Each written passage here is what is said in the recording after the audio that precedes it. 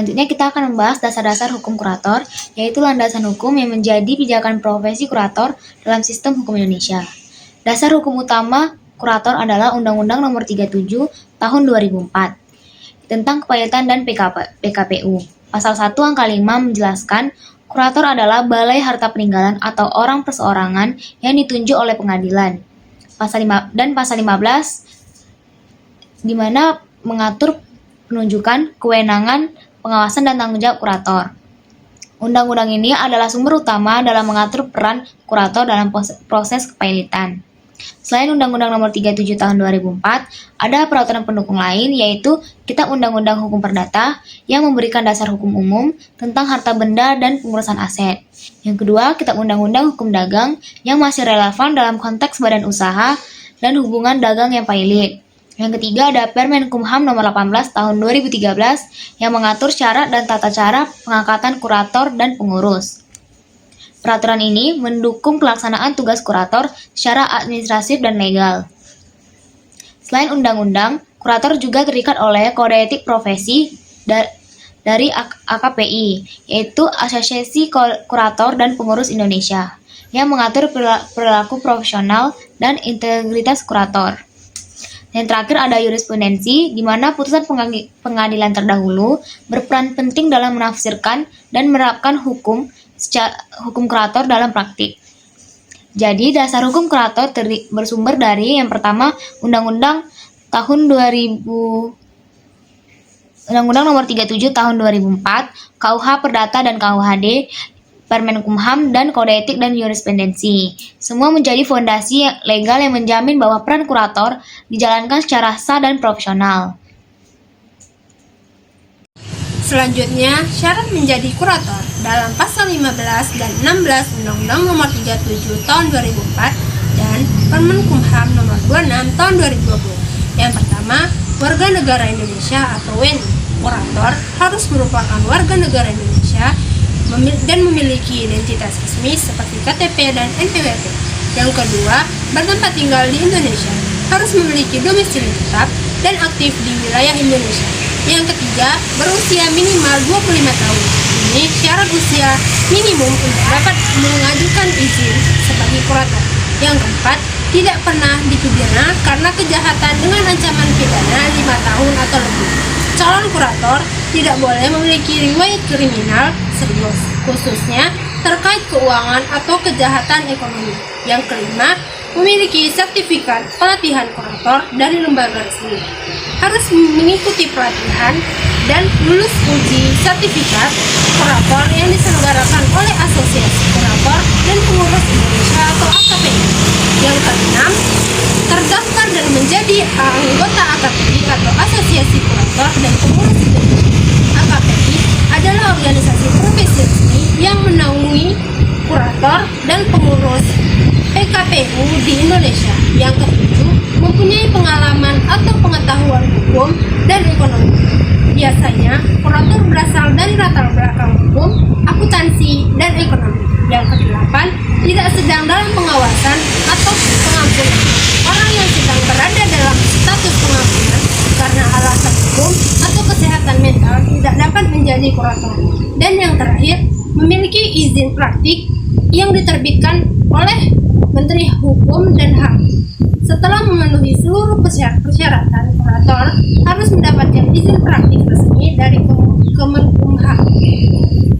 Oke, setelah itu kita masuk ke tugas kurator. Yang pertama adalah melakukan pengurusan dan pembayaran harta pailit. Setelah itu ada membuat daftar piutang seperti daftar tagihan dari kreditur terhadap debitur. Setelah itu adalah melakukan verifikasi tagihan yang diajukan oleh kreditur. Setelah itu adalah melakukan pencatatan dan penyimpanan dokumen serta administrasi harta pailit. Setelah itu adalah melaksanakan penjualan harta pailit untuk mendapatkan dana guna serta melakukan pembayaran utang terhadap para kreditur. Setelah itu adalah membagikan hasil penjualan kepada kreditur sesuai urutan pembayarannya.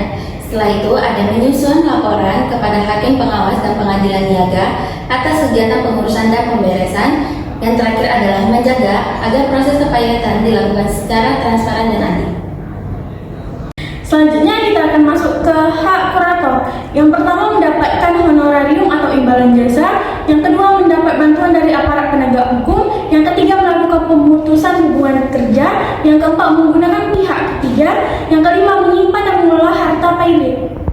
Baik, selanjutnya kita akan masuk ke wewenang kurator. Yang pertama, mengambil alih dan menguasai seluruh harta pilot. Yang kedua, melakukan tindakan hukum atas nama harta pilot. Yang ketiga, membatalkan atau mengajukan pembatalan perbuatan hukum debitur. Pada kesempatan ini, saya akan membahas contoh kasus kepailitan Batavia Air yang berkaitan dengan peran kurator dalam proses pemberesan hutang. Contoh kasus, kurator kepailitan Batavia Air. PT Metro Batavia, sebuah maskapai penerbangan nasional, dinyatakan pailit oleh Pengadilan Niaga Jakarta Pusat pada tanggal 30 Januari 2013. Permohonan pailit diajukan oleh International Lease Fiance Corporation karena Batavia Air mengunggah utang sewa pesawat senilai USD 4,68 juta. Setelah dinyatakan pailit, pengadilan menunjuk kurator untuk mengelola dan membereskan harta pailit. Kurator bertugas menghimpun dan menjual aset-aset perusahaan, lalu mendistribusikan hasil kepada kreditor sesuai dengan ketentuan hukum kepailitan. Kasus ini menjadi contoh peran penting kurator dalam proses pemberesan utang debitor pailit.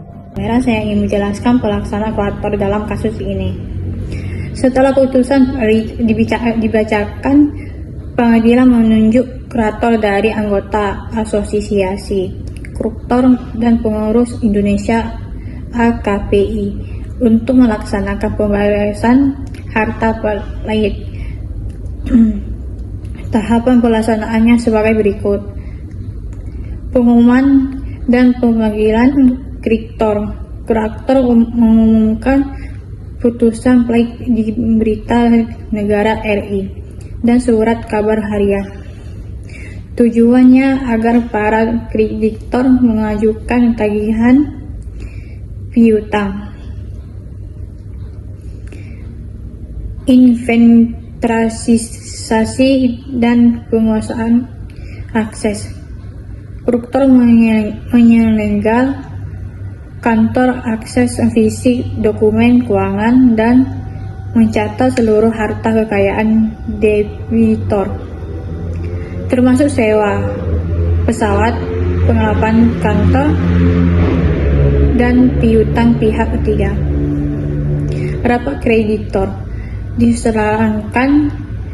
Rapat kreditor di bawah penguasa hakim dan penguasa. Kreditor menyampaikan dan membuktikan tagihan piutangnya. Koruptor menyusun daftar piutang yang diakui dan ditolak. Pelanggaran akses karena tidak tercapai berdamai. Komposisi. Koruptor menjual akses aset debitor melalui lelang terbuka. Hasil lelang dicatat dan dibukukan untuk pembayaran utang. Penyelesaian kasus oleh koruptor. Distribusi hasil lelang kepada kreditor.